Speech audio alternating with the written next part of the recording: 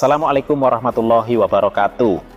Halo sahabat muslim, selamat datang kembali di channel ini.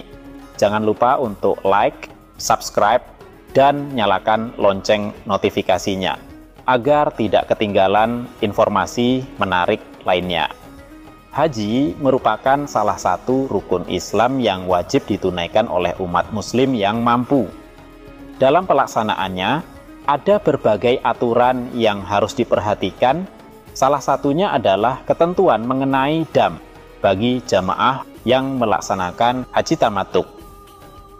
Nah, baru-baru ini dalam Musyawarah Nasional Alim Ulama Nahdlatul Ulama NU telah dibahas 3 runtutan hukum terkait dam haji tamattu. Lantas, bagaimana ketentuan dan solusi yang ditawarkan? Yuk, simak penjelasannya. Sebelum masuk ke dalam pembahasan utama, kita pahami dulu apa itu dam haji tamattu. Dam merupakan denda atau tebusan yang harus dibayarkan oleh jamaah yang melakukan pelanggaran tertentu dalam ibadah haji atau umroh. Sementara itu, haji tamattu adalah salah satu dari 3 cara pelaksanaan haji, yaitu dengan mendahulukan umroh sebelum haji dalam satu musim haji. Karena jamaah haji tamattu menikmati kemudahan tertentu seperti boleh bertahallul setelah umrah sebelum melaksanakan haji, maka mereka diwajibkan untuk membayar dam sebagai bentuk konsekuensi. Dalam Musyawarah Nasional Alim Ulama NU yang berlangsung di Jakarta pada hari Kamis, 6 Februari 2025, Ketua Komisi Bahsul Masail Waqiyah Holil Nafis memaparkan 3 runtutan hukum yang bisa dijadikan opsi dalam pembayaran dam haji tamattu. Berikut penjelasannya. Yang pertama, ikhtiar normal, dam disembelih dan dibagikan di tanah haram. Pilihan pertama adalah cara yang sudah umum dilakukan, yaitu menyembelih hewan dam di tanah haram, Makkah dan sekitarnya, serta mendistribusikannya kepada fakir miskin di sana. Ini adalah opsi ideal yang sesuai dengan aturan asal dalam syariat Islam. Kemudian yang kedua, penyembelihan di tanah haram, tapi distribusi bisa di luar. Jika terjadi kendala tertentu, seperti keterbatasan distribusi atau kebutuhan mendesak, maka ada kelonggaran dalam pembagian daging.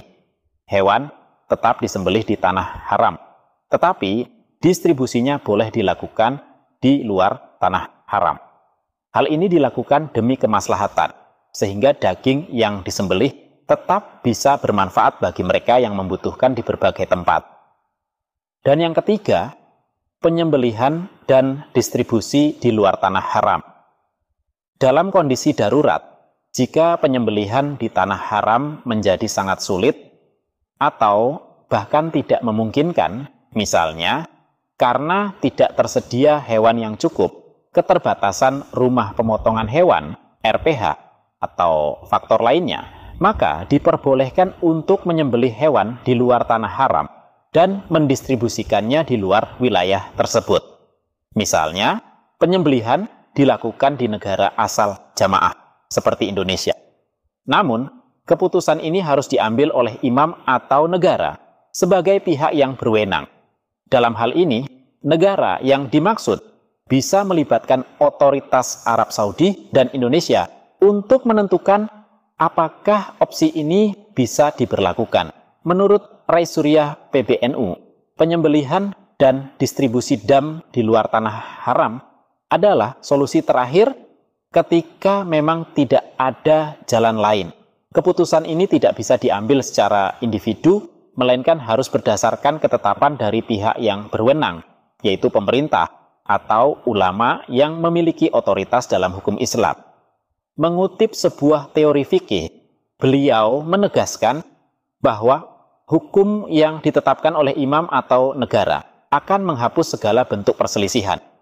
Artinya, jika negara memutuskan bahwa dam boleh disembelih di luar tanah haram karena alasan tertentu, maka keputusan tersebut harus diterima dan dijadikan pedoman.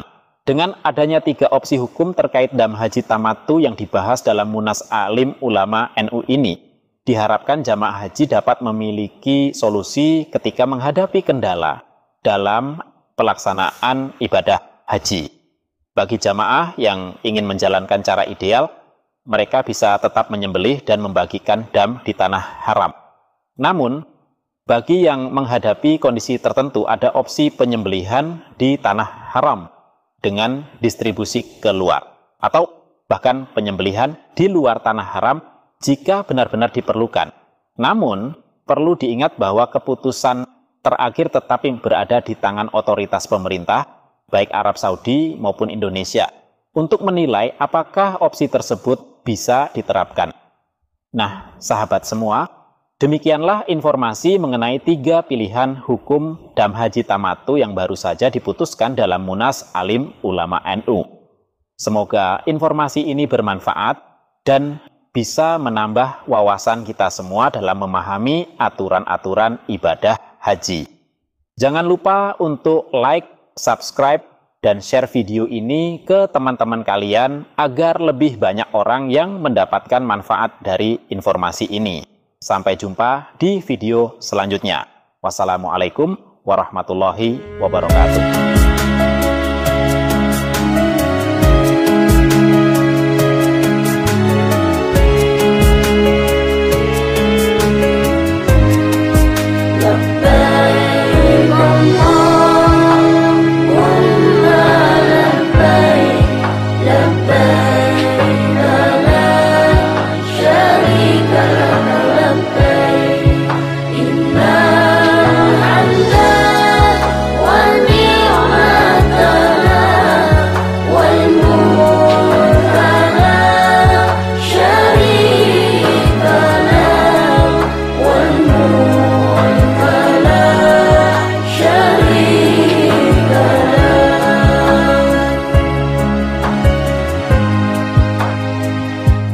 Ya Allah yang Maha Pemurah, beri kami sehat walafiat, rizki berlimpah yang halal barakah, keluarga sakinah, mawaddah warahmah, putra putri yang salih salihah, ahli ilmu dan ahli ibadah.